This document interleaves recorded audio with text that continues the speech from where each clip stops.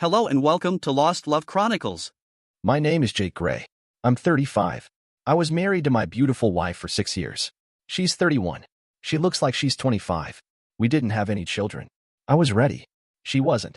She kept telling me, soon, honey, soon. Our sex life was great. More than that, it was the kisses and hugs that I loved more than anything. I tried to make love every chance I got, just to be close to her. When I held her in my arms, I felt peaceful and loved. She was always responsive and available. And all the time we were married, I was happy. I thought she was too. My mistake was in trusting her. Her name is Kelly, and my love turned into a blinding hate and then a cold, empty void. I've heard that the opposite of love is indifference. That's not true in my case. My love has turned into a dull, bone-chilling rage. My soul is dead. I'll never recover. If the bitch was on fire, I wouldn't piss on her to put it out. I guess you're wondering what happened to turn a kind, loving man into a vengeful machine. It all started at last year's company Christmas party. Kelly always dressed too sexy for these parties. I didn't mind too much. When she dressed like that, men paid her a lot of attention. I was flattered that the most desirable woman in the room was always my woman. I knew what was on the minds of every man that saw her. She was wearing a dress that didn't leave much to the imagination. I was married to a woman who looked like a walking wet dream. I wondered who she trying to impress. Usually, I'm not a jealous guy, but what's mine is mine. As long as there was no doubt about that, we were okay. I told Kelly before we left that a lot of men would be hitting on her and that I trusted her to not let anything go down that would be disrespectful to herself or me. I'm not a man who would tolerate bullshit. My fellow martial arts partners call me the Crusher for good reason. They all know I can be a mean son of a bitch. Kelly never saw that part of me, and I prayed she never would. I had an uneasy feeling before we left the house. I guess you could call it a premonition. Why are you looking like your dog just died, Jake? Don't you want to go to the party? She said, giving me her sexiest smile. That smile always made my body respond. To tell you the truth, boo, I really would rather skip the party this year.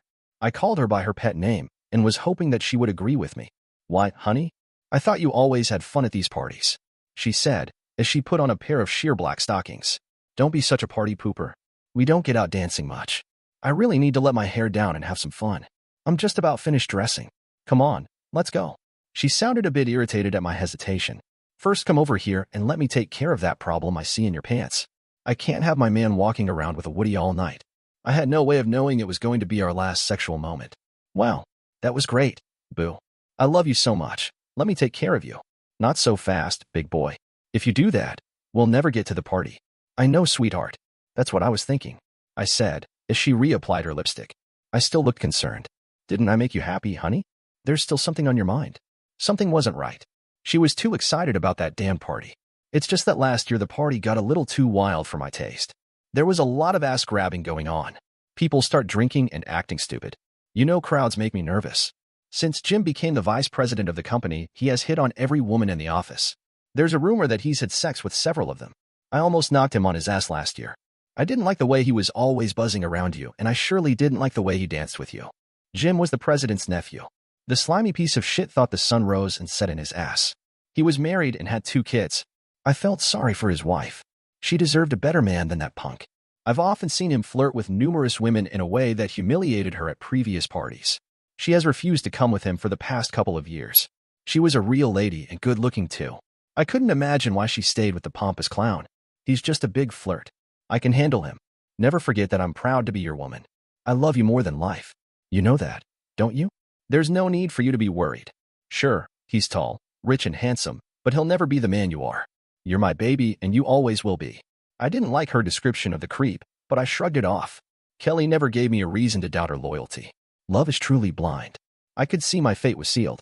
There would be no changing her mind. Sometimes a man has to give an inch to gain a mile. I didn't want anything to interfere with my plan to make mad, passionate love with her when we got home. We arrived at the party a little late. Some of the people were already a little drunk. The music filled the room. People were dancing, laughing, and generally having a good time. I decided to try to fit in and hope that the evening would end sooner than later. As soon as we walked through the door, Jim Stevens came over and gave me a weak handshake. I felt like I'd touched a snake. He glared lasciviously at Kelly, taking her hand and giving it a long kiss, totally ignoring my presence. My blood pressure caused my head to start pounding. It wouldn't have taken much more to knock him out right there. I could see it was going to a long night. She gave me a wink signifying we were secure, and we began to mingle with the guests. Jim walked over and took Kelly by the arm. She didn't object. I didn't know how much more I could take. Let me introduce you to some of our new staff, he said, with a wolfish grin. He acted like Kelly was his woman. You don't mind, do you, Jake? He didn't wait for my answer. Kelly gave me her please relax look, so I let it pass. A good friend of mine, named Eddie, saw what was happening and dragged me over to a group of guys playing a drinking game and telling lies while their wives circulated and gossiped about whatever it is women talk about. I pretended to drink. I never get drunk. I like to keep my wits about me. While I was enjoying the company of my friends, I would look around occasionally for Kelly. I noticed that she danced with a couple of guys. Everything seemed above board. I'm not sure how much time had passed. I knew I was ready to go home and ravish my wife. We hadn't made love for a couple of days, which was a long time for us. I was glad that she had the opportunity to let her hair down, as she put it. I had done my duty. I looked for her. I couldn't find her and couldn't imagine where she could be. I looked everywhere. I saw her friend Pam and inquired if she had seen Kelly. Pam looked a little nervous and told me that she had seen Kelly dancing with Jim about 15 minutes ago. I felt the hair on the back of my neck stand up. The uneasy feeling that had been haunting me turned my stomach into knots. I began to look for her outside the ballroom. I heard voices as I looked into an unused small conference room. I decided to check it out. I could hear a woman in the throes of passion. It sounded like Kelly. I couldn't believe my eyes. There was my loving wife bent over the arm of a chair being fucked by the slime ball himself. At first, I was paralyzed. I thought I was having a stroke. They were too involved in what they were doing to notice me standing there. I walked over and stood there for a while before they saw me. Oh my God. Jake, let me explain. She shrieked, trying to pull herself together. You have nothing to say to me, you lying bitch. I said, with all the venom I could muster. I worship the ground you walked on, and this is how you repay me. We're finished. You are no longer my wife. Look at me. She couldn't raise her head. I grabbed by her hair and forced her to look at me. What do you see, you fucking whore? Do you see the eyes of the man that loved you?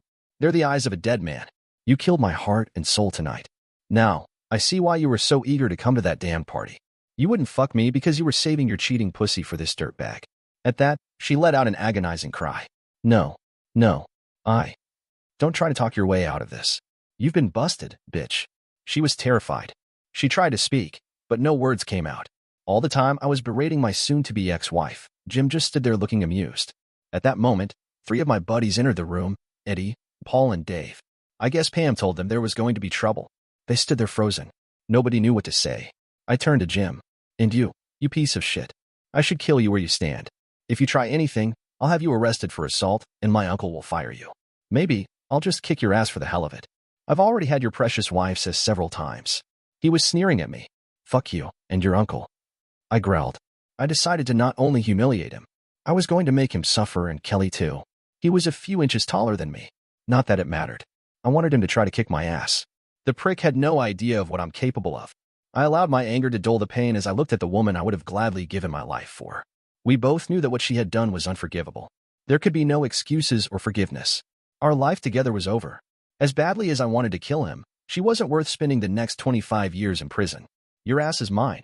You will pay for your disrespect, I said, looking him in the eye. I wasn't reacting as he expected me to. I was blocking his exit deliberately. I could see the indecision on his face. He decided to bluff his way out and push me out of the way. That was a big mistake. I easily avoided his hand and gave him a quick shot to his guts. When he doubled over, I grabbed him around his neck and began slapping him with the palm of my hand. The first slap stunned him and twisted his head around as he hit the floor. I lost count as to how many times I bitch slapped the now defenseless whimpering garbage on the floor. All right. Please, enough. No more, please. No more. He begged like the candy-ass bitch he was. Not nearly enough, cocksucker. You will live to regret over and over deciding to screw my wife. You took what was mine. When I'm finished, you will be divorced and disgraced. I'm going to sue you for alienation of affection. Then, I'm going to sue the company for your misconduct on company time. I'll be rich and you'll be fucked. You have messed with the wrong man. Hear me good, the wrong man. If a man's voice can sound murderous, mine did. 2 police entered the room. I looked at Kelly. I didn't forget about you, slut. You gave up a good man and your marriage for this crying piece of shit? You fucking deserve each other. He attacked me. Arrest him. He's crazy. He yelled at the cops. They understood what was happening. It was self-defense, officer, said Eddie. When Jake caught him banging his wife, he tried to attack Jake. Is that right? The cop asked the other 2 men. Absolutely, officer, said Paul. Jake was defending himself, answered Dave. They're lying. He assaulted me, pleaded Jim. He was close to hysterical. The cops looked at Kelly. She appeared to be in shock. Her lips moved, but no words came out. Are you all right, lady? Did you see what happened? She just sat there crying with her hands on her face. I could feel no pity for her. The love I had for her was compressed somewhere in the back of my mind. "Do you want to press charges against this man?" the sergeant said, pointing at Jim. I could see their sympathies were with me, even thought Jim was the one with the swollen face. "What?" "He came after me. He's crazy, I tell you. I didn't do anything." "That's not what 3 witnesses saw." The other cop said. "Yes, officer. Lock his ass up. I'd be more than willing to press charges." "Get him out of here," said the sergeant, looking at me with empathy. "If there is anything I can do for you, let me know. Just call the station, ask for Sergeant Connor." "Just, I've been there too." I nodded at him in silent recognition of his understanding. "We'll talk to you later, Jake," said Eddie. "Come on, guys, let's go. Jake has some business to take care of." Eddie walked over to me and looked into my soul. Then he hugged me. He said, "Hang tough." Then he left the room. Now, there were 2 people left. I picked up her panties off the chair and put them in my pocket. I had use for them later. Kelly had calmed down. It was easy to see she dreaded what was coming next. So did I. I felt an icy chill come over me. Something inside was broken. It was a numbing feeling. It allowed me to feel detachment from the woman I loved. I was a stranger to myself. I looked at Kelly and I thought of that old cliche that she appeared to have been ridden hard and put up wet. How does a man erase the woman he loves from his heart? I had no idea. I knew that I could never look at her in the same way again. I had to keep my anger. It controlled my grief and protected what was left of my sanity. At that moment, I knew what my revenge would be. The wound she inflicted will stay with me until the day I die. She had destroyed my world. The trust was gone. Nothing mattered anymore. "Get your coat and meet me at the car. Be quick," I said, turning my back on her and leaving the room. I didn't want her to see the pain I was feeling. I didn't want her sympathy. The funeral for our love and marriage was about to begin. As the car sped into the night, my silence said volumes. "Are we going home, Jake? We don't have a home anymore. When you broke our marriage vows, you destroyed our home. It's just a house now, a house where I used to be happy, a house where I loved and trusted a wife, who used to be my best friend," I said, unable to disguise the sadness in my voice. She started to cry quietly. "Jake, is there any way you could possibly forgive me? Please. I'll do anything. Give me a chance." "I'm sorry. I'm so sorry," she whispered. "Do you think that I will ever forget what I saw tonight? Or that piece of shit telling me he fucked your ass? When you let that parasite have you, you fucked my enemy. You decided to dishonor your vows to me and give him what was mine, again and again. When you did that, you ended our marriage. That means the last 4 years have been a complete lie, a total fucking lie. Please, forgive me, Jake. Believe it or not, I love you with all my heart. I guess I let him use me for the excitement of doing something I shouldn't do. I never thought about the consequences. It was like a game, a silly, immature game. He could never be the man you are. I know I was foolish and selfish. Let me make it up to you, please. Beat me, curse me, anything you want. Just don't leave me. I'll die without you in my life." It didn't mean anything. It meant everything. I yelled as my hands gripped the steering wheel.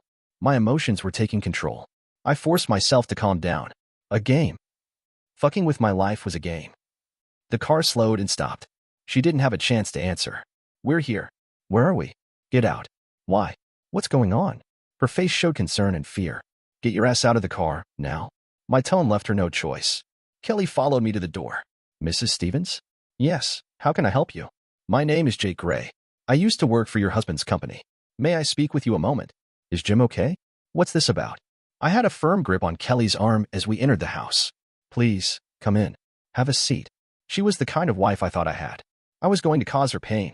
Jim would hurt much worse. He should have read me better. I had to hurt his innocent wife in order to crush him and humiliate my soon-to-be ex-wife. I was being driven by primitive feelings I can't begin to explain.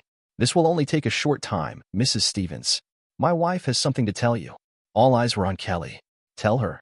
I tightened my grip on her arm. I. She hesitated. "Tell her." My grip tightened again. "My husband caught me having sex with Jim tonight at the Christmas party." She blurted the words out like they were poison. "Tell her how long you've been fucking her husband. Every year, for the past 4 years, we've managed to sneak away and have sex." She cried. "I acted like a slut and I'm so sorry. We only had her word on that. She could have had a series of lovers and/or relationship with Jim more often than she's confessed. Who cares? Her ability to deceive long-term had already been established."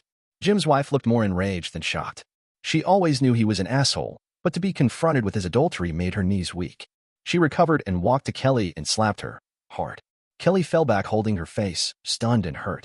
"Get that whore out of my house," she hissed. "When I'm finished divorcing his worthless ass, you can have him, slut." She spoke, looking at Kelly like roadkill. It felt good knowing Jim was going to have one hell of a welcome home reception when he bailed out. I knew that Kelly and I would soon part forever. It hurt me to look at her. I never could have imagined the day would come when my beloved wife would need my protection and I not give it to her. Well, shit happens. We were getting close to her sister's house. We will be divorced, I said, without looking at her. The house will be sold and I will take 70% of the equity. We'll divide our investments equally and keep our own pensions. If you don't contest the divorce, I will not use adultery against you, which would include the testimony of at least a dozen people who were aware of what you were doing over the past 4 years. I'm sure my 3 friends would be happy to drive a nail into your chest. They were there when I kicked the shit out of Loverboy. I will then mail the transcript to every friend and relative you have. That would expose you for the slut you are to everyone. It's up to you. There's nothing I can do, Jake? Nothing.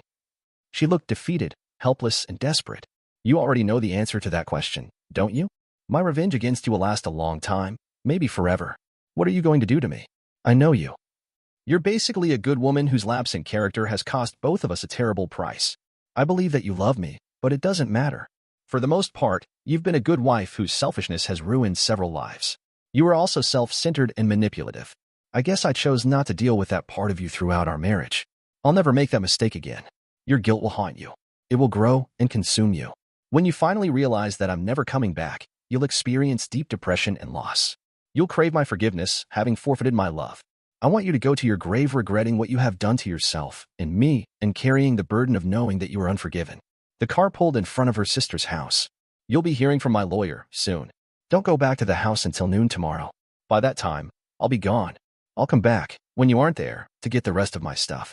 That's it, Jake. Over. 6 years of marriage, gone, just like that. Just like that, goodbye, by the way, take these with you. I said, as I handed her back her panties. Tears fell from her eyes as she exited the car. Tears rolled down my face as well. Dear listener, if you have reached this far, please click on the subscribe button. It will be a great help.